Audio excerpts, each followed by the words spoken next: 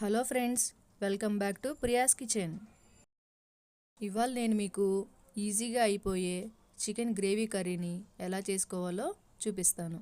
ఇప్పుడు ఒక బౌల్లోకి ఒక హాఫ్ కేజీ చికెన్ క్లీన్ చేసి పెట్టుకోవాలి. ఇందులోకి 1 స్పూన్ కారము, 1 స్పూన్ సాల్ట్, 1 టీ స్పూన్ పసుపు, 1 స్పూన్ చికెన్ మసాలా, కొద్దిగా గరం మసాలా, 2 స్పూన్లు ఆయిల్, కొద్దిగా అల్లం వెల్లుల్లి పేస్ట్, 1 స్పూన్ బాగా పుల్లటి పెరుగు వేసుకొని ఈ మిశ్రమాన్ని బాగా కలుపుకోవాలి. ముక్కలకి మసాలా, ఉప్పు, కారం అన్నీ బాగా పట్టేటట్టు మిక్స్ చేసుకోవాలి.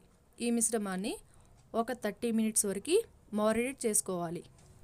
ఒక మిక్సర్ జార్లోకి 3 టమాటాలు, 6 జీడిపప్పు పలుకులు, 1 స్పూన్ కారము, కొద్దిగా గరం మసాలా, మిరియాల పొడి, 1 స్పూన్ పెరుగు వేసుకొని ఈ మిశ్రమాన్ని మెత్తగా గ్రైండ్ చేసి పక్కన పెట్టుకోవాలి.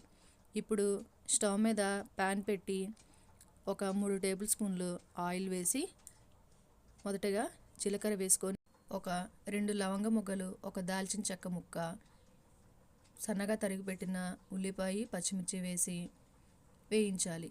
ఇవి గోల్డెన్ బ్రౌన్ కలర్లో వచ్చే వరకు వేయించి తర్వాత మనం మారినేట్ చేసి పెట్టుకున్న చికెన్ని ఇందులో యాడ్ చేసుకోవాలి. ఈ చికెన్ని మధ్య మధ్యలో కలుపుతూ ఒక 15 to 20 మినిట్స్ వరకు ఉడికించాలి.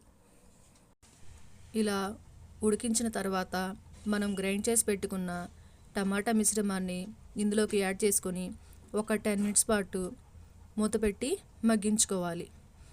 ఇలా 10 మినిట్స్ మగ్గించుకున్న తర్వాత మనకి సాల్ట్, కారము తక్కువైనట్లయితే కొంచెం కలుపుకోవాలి.